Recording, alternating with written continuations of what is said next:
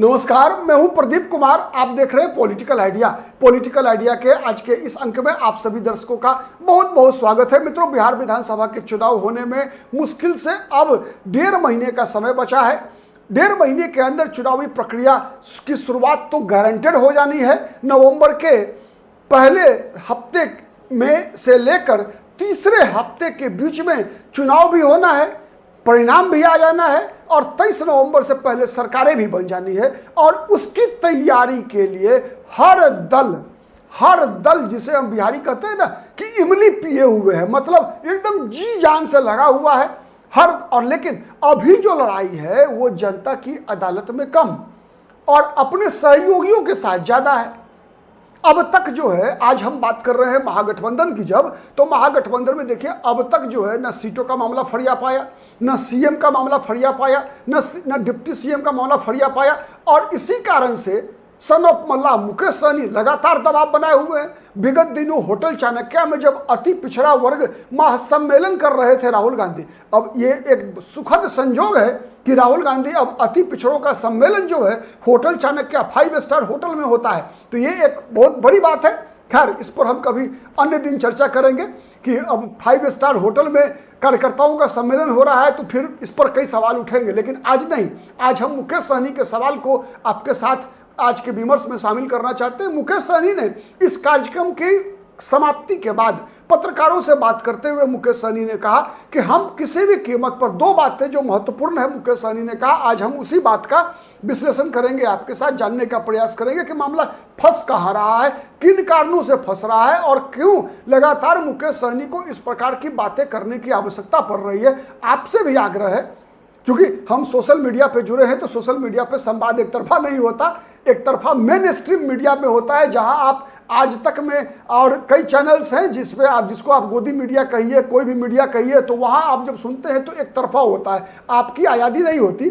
लेकिन social media पे तो हम लोग एक दूसरे से संवाद करते हैं, एक दूसरे की भावना को समझते हैं, समझाते हैं, ठीक है। हाँ, लेकिन एक आग्रह रहता है मेरा हर दिन, चूंकि मैं किसी पॉलिटिकल पार्टी के पक्ष में नैरेटिव चलाने का प्रयास नहीं करता, हर पॉलिटिकल पार्टी की हर राजनीतिक नेता को उसकी नीति, उसकी नीयत के आधार पर, उसके समय दिए गए बयानों, उसके कामों का हम जरूर छिद्रान्वेषण करते हैं, हम उसका विश्लेषण करते हैं और हमारा विश्लेषण प्रयास होता है कि हमारा विश्लेषण कभी भी पक्षपाती नहीं हो। अगर हम बखिया उधेरते हैं तो सबका उधेरते हैं। अगर हम बात करते हैं तेजस्वी यादव के भ्रष्टाचार की, लालू प्रसाद यादव के भ्रष्टाचार की, तो आज जिस प्रकार से सम्राट चौधरी, संजय जायसवाल, दिलीप जायसवाल, मंगल पांडे की चोरी पकड़ी जा रही है, हम उसकी भी उतनी ही भर्त्सना करते हैं और उसी के लिए लगातार नरेंद्र मोदी से उसके लिए भी सवाल पूछते हैं। तो हमारा काम यही होता है कि कोई पक्ष नहीं, ना सत्ता पक्ष ना विपक्ष, बल्कि पत्रकारिता को कंप्लीट निष्पक्ष होना चाहिए। तो चलिए आज आते हैं मुकेश सहनी की इस 2 डिमांड है।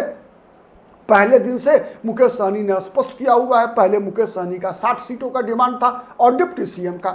मुकेश सहनी ने कई बार कहा कि हम 60 से नीचे आ सकते हैं सीटों के मामले में, लेकिन डिप्टी सीएम पर कोई कंप्रोमाइज नहीं करेंगे। एक दूसरा, मुकेश सहनी का लगातार ये दबाव रहा है कि डिप्टी सीएम की उम्मीदवारी की घोषणा चुनाव की घोषणा से पहले होनी चाहिए। लेकिन वर्तमान जो परिस्थिति है उसमें, चूंकि अभी भी जब चुनाव की कार्यक्रम की घोषणा होने में लगभग मुझे लग रहा है कि 15 दिन का समय बचा हुआ है, ठीक है। अगर हम जब 26 तारीख को इस प्रकार की बात कर रहे हैं आज, तो मुझे लगता है कि 10 अक्टूबर तक तो बाय लेटेस्ट चुनाव आयोग जो है कार्यक्रमों की घोषणा कर देगा, चुनाव की अधिसूचना जारी हो जाएगी। तो जब 15 दिन का समय शेष है मात्र, और अब तक जब ऐसी परिस्थिति है कि हर दल एक दूसरे पर दबाव बनाने का प्रयास कर रहा है, देख रहे हैं आप, कांग्रेस पार्टी के नेतृत्व में, राहुल गांधी के नेतृत्व में पहले वोटर अधिकार यात्रा हुई, तो अब उसके बदले में चूंकि वहां चेहरा राहुल गांधी का चमका, तेजस्वी यादव का कम चमका, तो तेजस्वी यादव ने निकाल दिया बिहार अधिकार यात्रा। अब जब वहां तेजस्वी यादव का चेहरा चमका और उस यात्रा में तेजस्वी यादव ने किसी को शामिल ना किया, ना कांग्रेस पार्टी को, ना मुकेश सहनी को, ना सीपीआई को, सीपीएम को, सीपीआईएमएल को, किसी को नहीं, तो अब प्रियंका गांधी ने हर घर अधिकार रैली करने का फैसला कर लिया। अब देखना है मुकेश सहनी भी कोई यात्रा करते हैं या नहीं करते हैं। खैर, तो सबसे बड़ी समस्या क्या है? समस्या यह है कि जितने भी घटक हैं महागठबंधन में, लगभग सब एक दूसरे से भयभीत भी हैं। मुझे मूल कारण यह दिख रहा है कि हर दल एक दूसरे से सशंकित है। सबसे बड़ा संकट विश्वास का संकट है। और चूंकि आप अगर देखिए, मैं एक अंतर तुलना कर रहा हूं दोनों गठबंधन में। देखिए दोनों गठबंधन में क्या अंतर क्या है कि यहां सबसे बड़ा दल कौन है? राष्ट्रीय जनता दल। एनडीए में कौन है सबसे बड़ा दल? भारतीय जनता पार्टी। तो एक अंतर क्या है सबसे बड़ा कि यहां वहां भारतीय जनता पार्टी सबसे बड़ा दल है, लेकिन भारतीय जनता पार्टी का मुख्यमंत्री नहीं होना है। मुख्यमंत्री किसका होना है? 2 नंबर पार्टी का, मतलब जनता दल यूनाइटेड का। लेकिन बिहार में क्या है? तेजस्वी यादव सबसे बड़ा दल, आरजेडी, और आरजेडी ही मुख्यमंत्री भी बनना चाहती है। तो इसीलिए यहां, लेकिन वहां पर क्या है? नीतीश कुमार चेहरा है। तो अब और दूसरा क्या है कि वहां बीजेपी सबसे बड़ा दल है, मुख्यमंत्री भी नहीं बनना है, लेकिन बीजेपी लगातार त्याग करने को तैयार रहती है। अपनी जीती हुई सीट भी अपने सहयोगी को दे देती है, चाहे लोकसभा का हो चाहे विधानसभा का हो। लेकिन यहां क्या है? यहां आप समझ गए, ठीक है? तो ये मामला है सबसे बड़ा। दूसरा क्या है? वहां बीजेपी को लगता है कि नहीं, अभी समय नहीं आया है जब बीजेपी का मुख्यमंत्री हो सकता हो। तो बीजेपी कंप्रोमाइज कर रही है कि नहीं, नीतीश कुमार का चेहरा ही अभी आगे रख के चुनाव लड़ने का समय है, तभी फायदा होगा।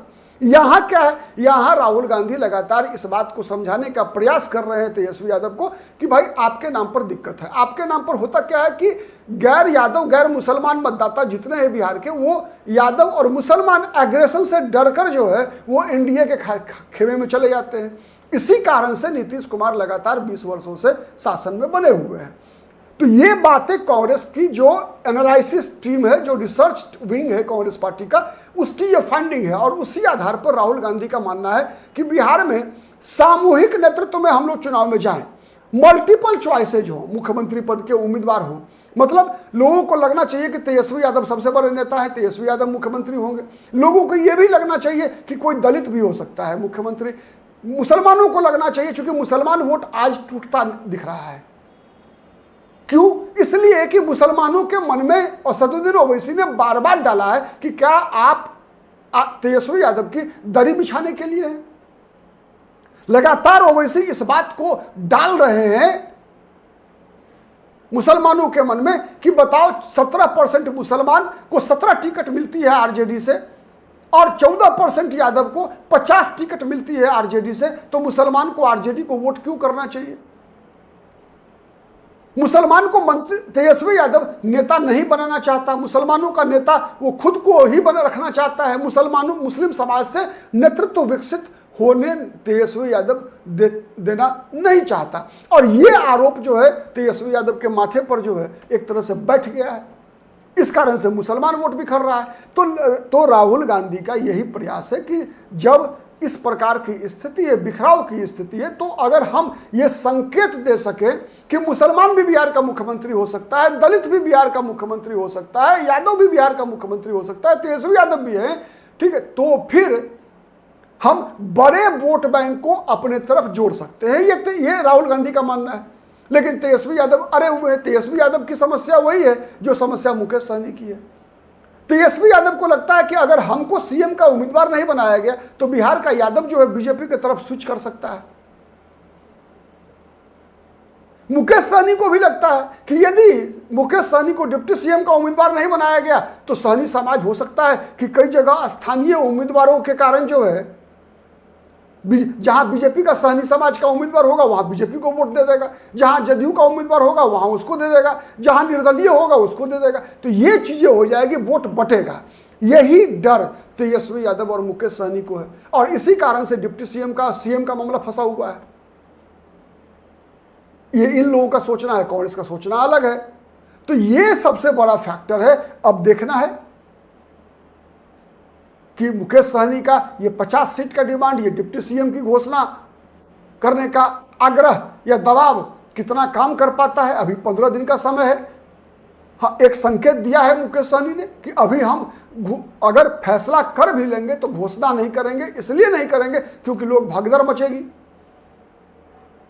तो यह भी एक खतरनाक संकेत है। अब भगदड़ किसके मचने की बात कर रहे हैं मुकेश सहनी, यह भी बात है। आप बात समझ रहे होंगे, ठीक है। हो सकता है कुछ दल भी भाग सकते हैं क्या, यह भी एक सवाल है। कुछ समुदाय के लोग भाग सकते हैं क्या, यह भी एक सवाल है। उम्मीदवार भाग सकते हैं क्या, मजबूत नेता हो सकता है, जहां पर मान लीजिए मुकेश सहनी की पार्टी के उम्मीदवार लड़ेंगे, वहां आरजेडी का पुराना नेता अगर चुनाव लड़ने की तैयारी करके बैठा है तो वो हो सकता है बागी बन जाए, तो फिर मुकेश सहनी को नुकसान हो सकता है। तो ये सब कई फैक्टर्स हैं। देखिए आने वाले 15 दिन में सब कुछ एकदम दूध का दूध पानी का पानी होने वाला है।